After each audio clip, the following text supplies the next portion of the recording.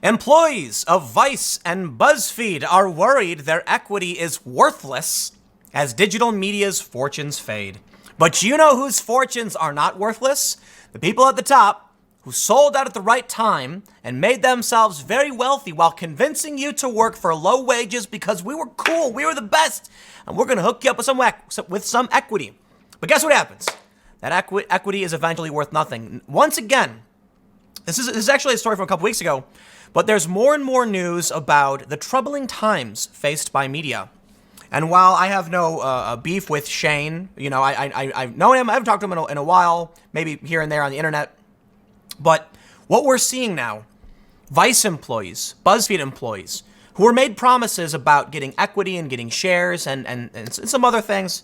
I don't know what is private or isn't, but basically, you know, you're going to get rewarded if the company succeeds, and then the investment dries up, the company's evaluation goes down, and now what you were promised is worthless, and you invested so much of your life. Some people, when it comes to shares, I'm not going to name anybody specifically, but let's say you work for BuzzFeed, and they offer you shares, and if you leave, you lose those shares, have to vest at a certain point, or, you know, their stock rights, or complicated.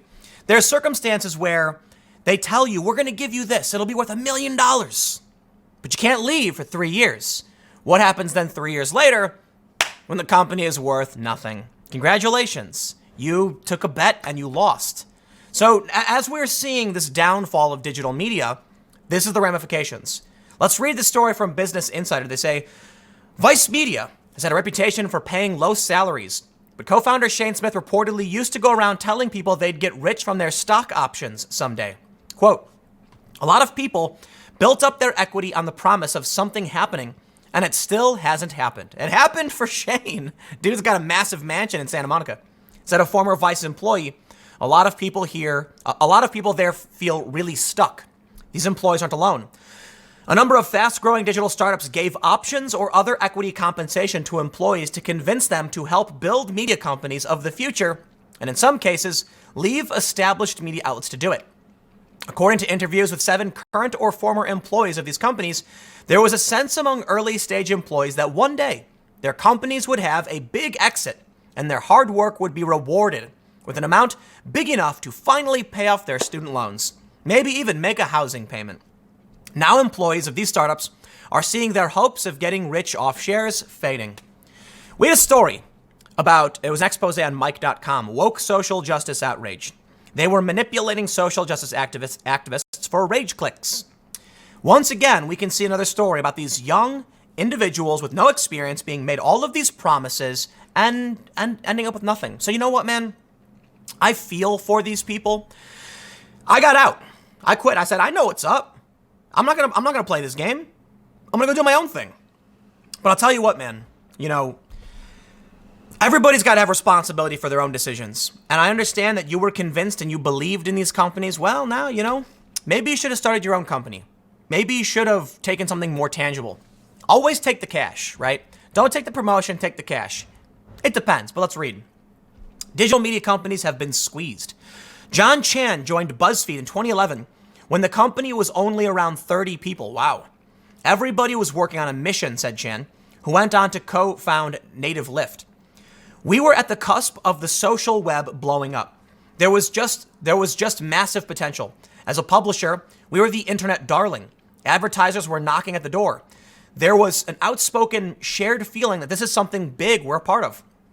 US VC funding in digital media nearly doubled from 2013 to 2014 to more than $206 million, according to PitchBook.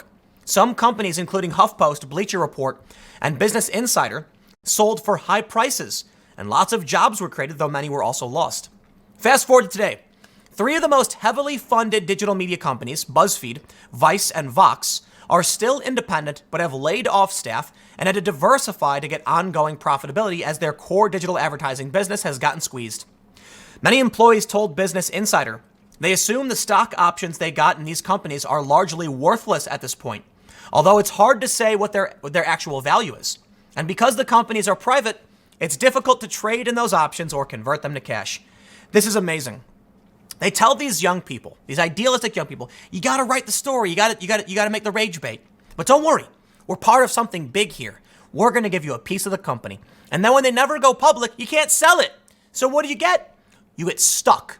They've convinced these young people to keep working in the mines, churning out anger-inducing social justice content, while they make all the profits, buy big old mansions, and disappear, and then everything comes crashing down. Man, I'm gonna avoid saying I'm gonna avoid saying certain things because I don't want to get sued. I was gonna say an insult. Don't worry. I'm not withholding information I know about Vice or anything. No, I was gonna say something rather insulting, but I'll stop myself. In general, people who are early hires could have done well if they exercised their options at a price well below the height of the company's valuation, often at a time of the last fundraising round. But for more recent hires who are still holding their options with a much higher exercise price, it's unclear if their options will ever amount to much. The general rule is, the earlier you get in, the better. If you're employee number 5, you may have a decent payday if you're a common shareholder, said Adam Augustiak-Boro, a senior research analyst at EquityZen, a secondary market. Okay. He says common shares come in last to get paid. They're at the bottom. In general, the options these companies issue to employees are on common shares. That means if these companies sell at a discount to the peak evaluation their investors gave them, any debt holders and investors with preference will be paid in line, will be first in line to get paid, and common shareholders are dead last. And the more people choose to exercise their option, the less money there is to distribute among all of them. To quote The Simpsons, "It was my retirement, Grease," said an early Buzzfeed exec.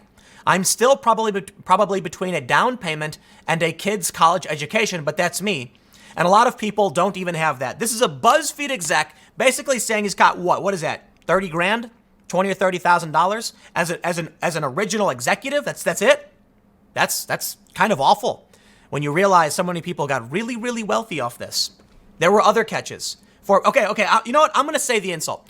I am going to give my personal opinion about some digital media companies that will remain unnamed, and in no way is in reference to any particular organization. A full disclaimer: what I'm about to say is my personal opinion and has nothing to do with any company. And anybody who assumes otherwise is making an assumption. And any reference to an existing company or potential, it's a coincidence. I'm just going to say, when you hear stories about companies that make you all these promises, bring in all this investment, and then it deflates, that sounds like a Ponzi scheme in reference to no one individual. I'm just saying, that's what it sounds like, right? Not saying it is, because you will get sued for that kind of stuff, seriously. There were other catches for a period. At Vice, the price to convert options to shares was in the 5 figures for a period, making them cost prohibitive for many, the former exec there said. That means they would have to spend a lot of money they didn't necessarily have to buy shares whose value will still be largely in question until the company exits or goes public. On paper, it would amount to over $1 million after vesting 4 years. So if you're getting paid $45,000 a year, you feel like you've made it. But there was no way you could buy it. Vice eventually offered to buy back options from people who were interested in unloading them, the person said. To be sure, these employees made the choice to work at these companies. It's also possible that some employees were uninformed about how to make the most from options and had unrealistic expectations, fed by their company's leaders or not, about their potential winnings. These companies also stress that they pay competitive benefits and salaries. Vice, for its part, has increased retirement benefits and set a goal of fixing pay disparity after settling a pay disparity lawsuit. I will say, the reference earlier, I think Shane really did try to make sure he was taking care of people. I know it's not perfect. There's a lot of people who are really mad at the company. But I think of all the places I've worked, maybe people don't realize this, pay was low. There was a mission. But I do think, there was no intention to ruin someone's life and exploit them to an extreme degree. Though, I must say, on a scale of 1 to 10, they're not a 10. Vice is not notorious for being, generous benefactors who are here to save the little guy. No, I think for the most part, it's business. But I do think Vice did a bit better than a lot of places I've worked at or seen. Not for everybody. There are a decent amount of people at Vice who are very unhappy. But yeah, I don't think Shane could help everybody. Does anyone want to buy Vice stock today anyway? Yes. So here's what ends up happening. All of those things you were promised people at Vice is worthless. Nobody's going to buy it. They go on to say that Vice reportedly raised... Wait, what? Wow, 1.4 billion? That's how much they raised. They say founded in 2006, Buzzfeed raised nearly 500 million. 400 million from Comcast, 1.7 billion at a 1.7 billion valuation to grow to 1,450 employees by the end of 2018. BuzzFeed expects to be profitable for the second half of this year, having laid off staff. Now we're making money. Vice, founded in 94, reportedly raised $1.4 billion in funding on the promise of speaking to young people disaffected by traditional media. Then the company was a subject of a New York Times expose about Me Too problems. It had raised $250 million in debt, and Disney wrote down its Vice stake this year, effectively valuing its stake at virtually nothing. Vice's valuation is down to $4 billion after acquiring Refinery for $29, which is really bad. They say Vox, founded in 2011 and raised more than $300 million, including $200 from Comcast, reportedly turned a small profit in 2018. It acquired New York Media this fall with the hope of leveraging its media, entertainment, luxury, and beauty advertising and e-commerce business. Well, I'll tell you this. I'll wrap it up. BuzzFeed sells cookware at Walmart. So they found a way to make money, I guess. But here's the thing. You know what, man? Take what you can get now. Maybe I'm wrong about this, but if someone offers you a lump sum versus paying you out over time, take the lump sum. You can do something with it now. I have people constantly telling me what are you going to invest in? And I'm like, myself. When I make money, we grow. Okay. That's the mission. I feel like, all these people who are look, I took nothing from Vice. I did not take any stock or anything like that. I don't want it. What do you think? You think I'm here to work on your ship for the rest of my life? No. No, I'm here to work on your ship, and then I have plans for building my own boat, and that's what I did.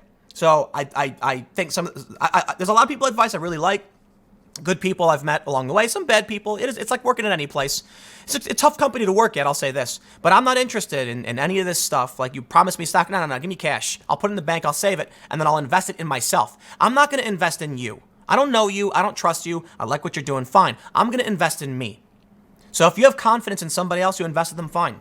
But for me, I don't play that. So now all these people took this deal, they got hooked in, now they're stuck, and they can't do anything with it. Congratulations.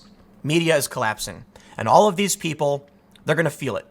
Stick around. I got a couple more segments coming up in a few minutes, and I will see you all shortly.